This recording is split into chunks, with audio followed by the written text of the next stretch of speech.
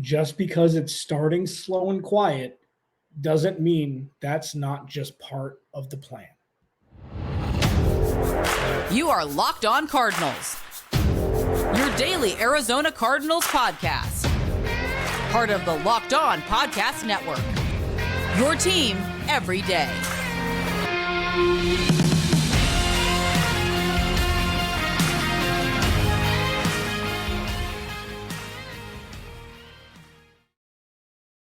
Welcome in, Locked On Cardinals. Alex Clancy here. Follow me on Twitter at Clancy's Corner. Follow the podcast at Locked On AZ Cards. Please subscribe to the YouTube channel as well. On our way to 3,000 subscribers. Thank you for making Locked On Cardinals your first listen each and every day, free and available on all platforms. Your daily source for Arizona Cardinals content, part of the Locked On Podcast Network.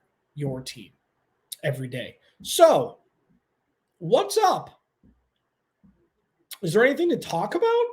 I mean, with, the legal tampering portion of the free agency vessel beginning today,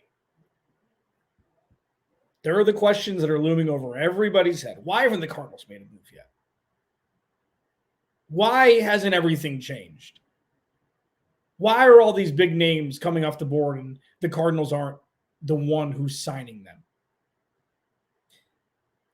This is the perfect time. And as I'm recording this podcast, the Cardinals haven't made any moves. This is the disclaimer I'm going to give, all week. The Cardinals have a lot of work to do. The self-healing is what needs to start first. And this offseason, the Cardinals have gotten on their way to that. Removing Steve Keiman, Cliff Kingsbury, signing Monti Ossenfort and Jonathan Gannon, on the way to the self-love necessary in an effort to hopefully change the trajectory of an organization. So while you're seeing teams sign big-time free agents to big-time cheese, it shouldn't be looked at as the Cardinals are missing out. It should be looked at as the Cardinals are rebuilding themselves. Oh, that's a cop-out. Why are you not talking about names? Why are you not talking about Javon Hargraves going to the 49ers? Why are you not talking about, blah, blah. It's all outside noise. The Cardinals cannot compare themselves to any other organization. They need to run their own race, and hopefully, and you'd think they would because there's no reason not to believe that this is the case, they're going with the game plan they have in place. It's so much fun to see the team that you cover or the team that you follow, have been a fan of a long time, make a big splash early on. Make that big splash. Well, check that box. Deserves the money. This team's going to change. Where would the Cardinals start first? They've got needs at pretty much every position.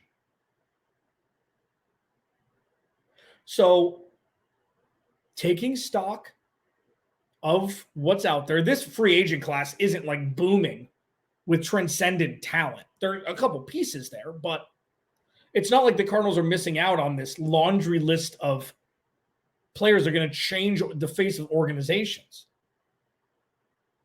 And just because this looks like how last season looked as the legal tampering stage started, where Steve Keim sat on his hands and did nothing, this isn't that. And it's going to take a while to differentiate between the two. It's going to take a while to be like, well, this does look different. It's going to be different. It can't not be different. Well, that's, easy to say just because who cares? The Cardinals were hamstrung by ineptitude of the front office and head coaching department for the last 4 years. Okay? What I've continued to say and what I've continued to relay and implore people to at least infuse a little bit into their thought processes when it comes to this organization moving forward is what the Cardinals have now that they didn't have with an absolute definition of the word with the last regime is possibilities. The Cardinals have possibilities now. Will they come to fruition? Don't know. What the Cardinals didn't have for the last decade, through the ups and downs, was someone who was willing to adapt, someone who was willing to acknowledge the fact that maybe he should change his draft theories. He should change his draft boards. He should change what he's done for a decade because it wasn't working. He didn't. So what we will experience now is a radical shift in the basic theory that makes a GM great. And that's being adaptable. Understanding when something isn't going well and adapting, looking in the mirror. And we don't know what the future of the Cardinals organization is going to be. It could be exactly what it's been for the last 60 years. It could be. But what Michael Bidwell has done for the first time since taking over as owner, like truly, is do the opposite of what he's done. Nobody thought Steve Keim would ever be fired. But he did it. Nobody thought that they would hire outside the organization in key positions with a big transition like this. That's exactly what they did. So with the most pivotal 24 months for this organization that we've seen in a long time, the one thing that it's, just coated with is possibilities. And going into this sector of free agency with the legal tampering phase, we're 5, 6 hours, 7 hours in, is trust. And I know that's tough. Trust that Michael Bidwell truly understands the faults of his past as it pertains to running this organization. And that he has put people in power that know far more about football than him in an effort to make more right decisions than wrong ones. So just because the Cardinals have been on the sideline so far for the first handful of hours, in no way, shape, or form, I hate cliches, means that the Cardinals aren't prepared to take this free agency head on in the best way that will shape the future of this team in the strongest and most scalable form possible. And that's all I've got right now because the Cardinals haven't done anything. But that doesn't mean that they're not exactly where they want to be. And that doesn't mean that anything has gone wrong up until this point. It just means they haven't signed anybody. You got to take it at face value. Alex Clancy, Locked On Cardinals. Byron Murphy, Zach Allen. Byron Murphy, Zach Allen. One, both, neither. Byron Murphy, Zach Allen. Byron Murphy, Zach Allen. We're going to be hearing it until Christian Kirk is infused into both of their contracts and they're both offered way too much money and they're both gone, or re-sign them both, or one, or neither. Also, former Arizona Cardinal Justin Pugh tweeted out something really interesting as it pertains to a potential trade down scenario for the Cardinals in the 2023 draft. And I know we're talking free agency, but I feel like it's paramount to discuss what I think to be the best idea that's been floated out there if the Cardinals were to trade back to this one specific spot. And I'll talk about that in the final segment. Byron Murphy, Zach Allen, neither or both. That's next. What's first, though, is, there are a lot of, games out there that you can play. You can play video games. You can do, whatever. And when it comes to sports and when it comes to, fun things to, make you feel closer to the game. But there are very few things like Ultimate Football GM. What is Ultimate Football GM? You ask?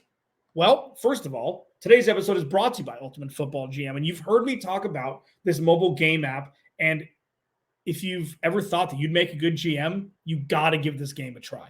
It's not video games, it's not anything like that. You have true control over your team. It's not as easy as you might think to create a dynasty, man.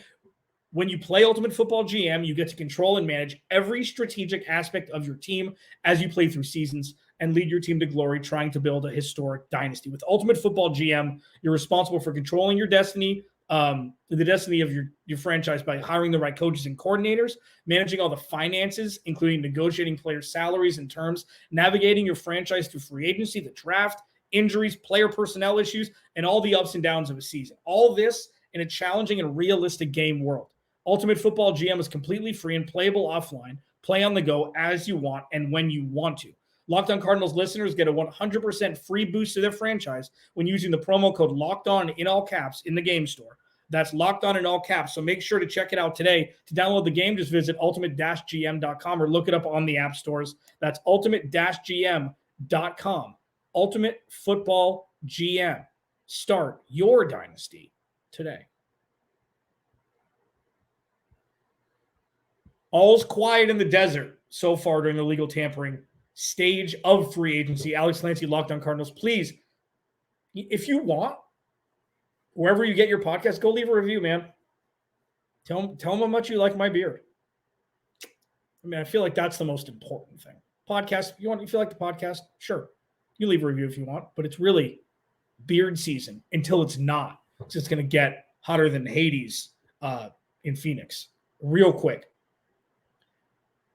I implore you to take the slow and steady wins the race approach. That's 2 cliches in a segment and a half. I'm really unhappy with myself.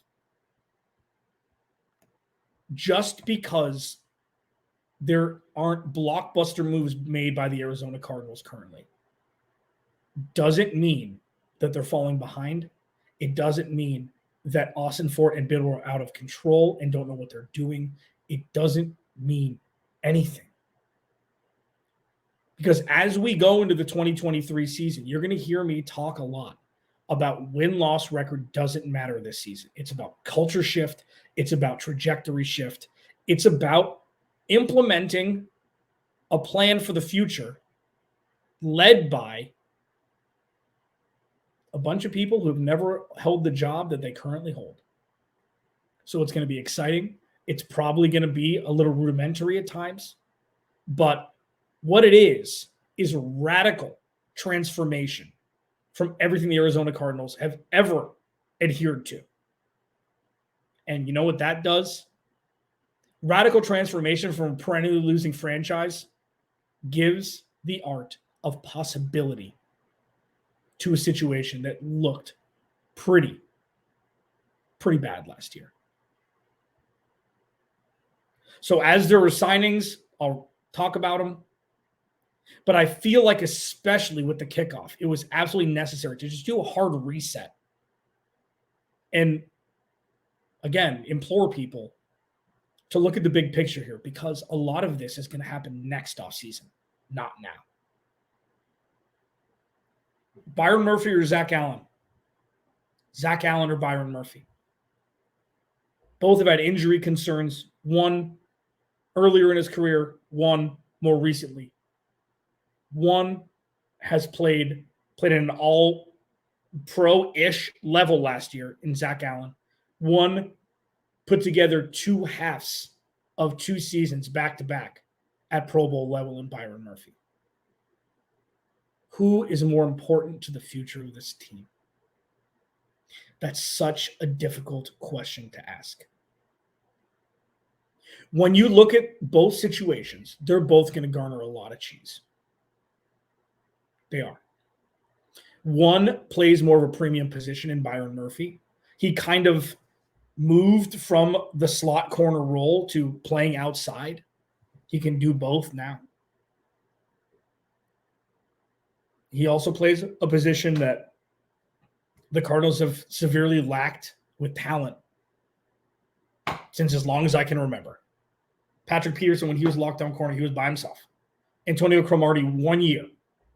came and played alongside Patrick Peterson. But that was it. Brandon Williams started after never playing corner in college. That's kind of where we were, experiencing that with the Arizona Cardinals. So if Byron Murphy walks and you look at the cornerback room going into 2023, you're like, yuck. That's not taking anything away from Marco Wilson. It's not, because he showed flashes last year. He did. But he's not a CB1. So that means in this draft, they'd have to draft their CB1. And that means that with the two guys, Devin Witherspoon and Christian Gonzalez there in the mid top 10 of the first round, it's like, well, do you trade back for them? Say you sign Byron Murphy, you give him maybe more money than the Cardinals want to. Are the injury concerns worth paying him that much money with his back injury? Zach Allen, rock solid last year. Zach Allen made himself a lot of money, but it was a contract year. Is that what you're going to get from Zach Allen every year? Is that what you're going to get without J.J. Watt there? Even though I think that is a kind of a dig at Zach Allen, because I don't think J.J. Watt was like the springboard for what caused Zach Allen to do what he did. Sure. Was the presence of J.J. Watt immeasurable for the last 2 seasons for Zach Allen's growth? Absolutely. 1,000%. But this isn't like Aaron Donald making the rest of the defensive linemen's jobs easier in LA. It's not that. Maybe between the ears, sure, immeasurable. But I'm still in the camp that Zach Allen's the guy that I would keep if I were the Cardinals. Maybe make a little bit less every year. And the Cardinals front seven just needs to be better, because the Cardinals front seven would unlock the ability for the cornerback's job to be easier. The lines out. You build from inside out. And if the Cardinals re-sign Zach Allen and then maybe trade back and draft Jalen Carter, I mean, do you have a strength immediately? The Arizona Cardinals don't have any strengths on their roster that they can rely upon aside from the safety room. That's it. Like, think about it. They have 0 strengths on this roster right now. So if they re-sign Zach Allen, draft Jalen Carter, boom.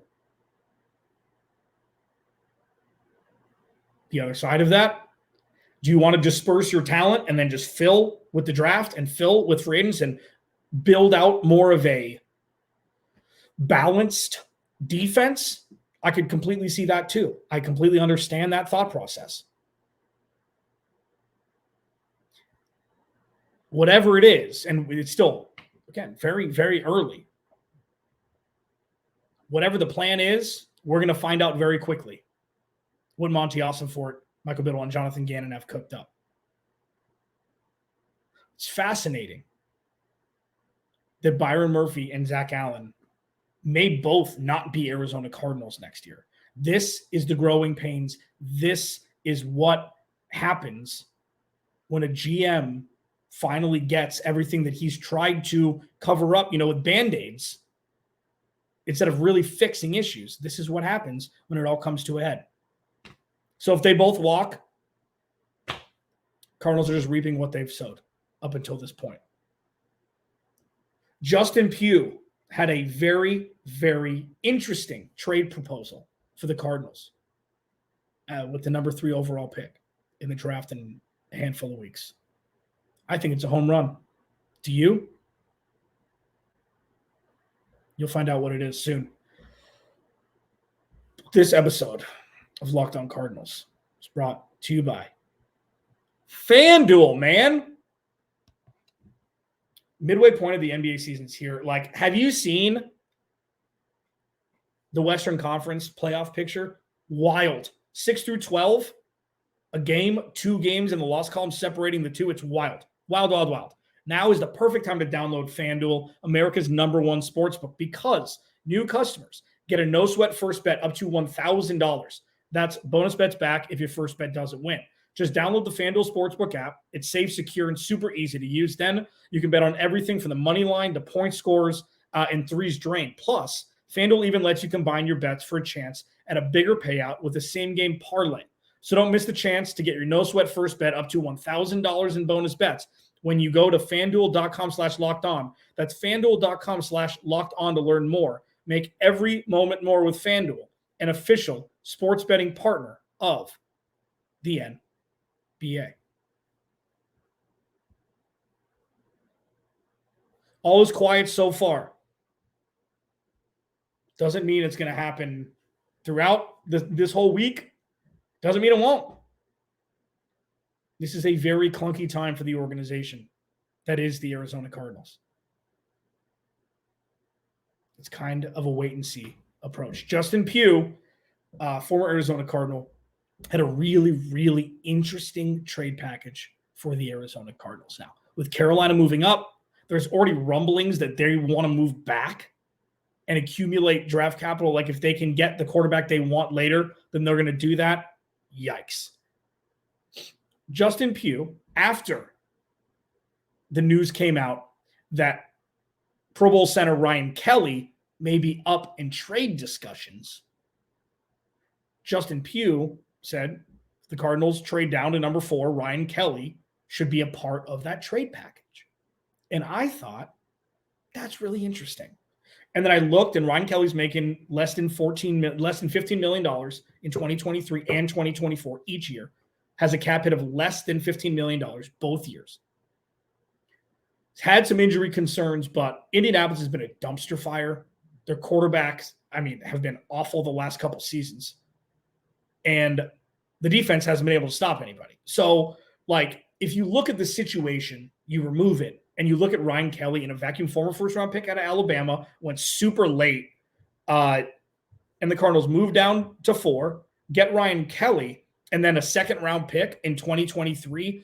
Instead of getting a future first, which the Cardinals wouldn't, you could have, and he's 29, okay? Rodney Hudson was traded to the Cardinals when he was 31. Those 2 years are the 2 years that he's under contract for.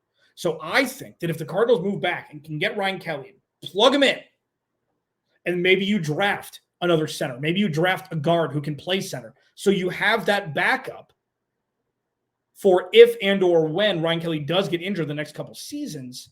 That would set the Cardinals up for success up front offensively on the offensive line. Because remember, say it with me, if Kyler Murray isn't protected, none of this is going to work.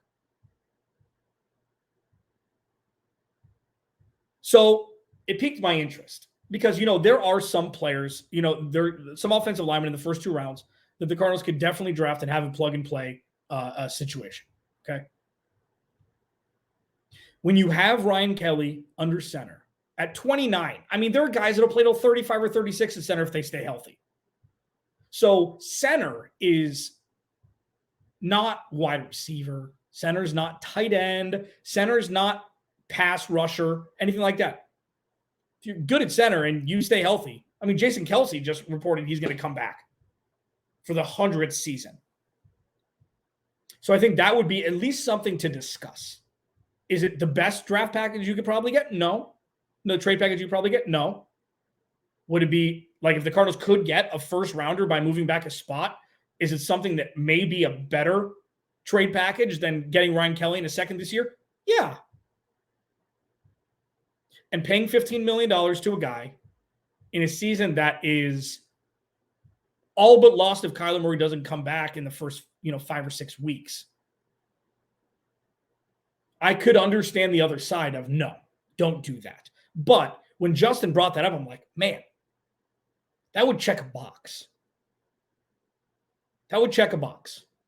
And that's why my ears perked up. And I was like, that's something that could definitely benefit the Cardinals, not now, if not, for 2023, but for the future. And he's still relatively young. So if you could get the camaraderie with him and Kyler Murray, I feel like it'd be a potential home run. That's all for today. We'll keep, again, my final disclaimer is I was recording this. The Cardinals hadn't made any moves up to this point. If they did, I didn't just ignore them and record a podcast. That would be that'd be malpractice on my part. But yeah, I mean, we'll keep finger to the pulse. Make sure to follow me on Twitter at Clancy's Corner and the podcast at Locked On AZ Cards for all the updated news. Alex Clancy, Locked On Cardinals. I'll talk to you tomorrow.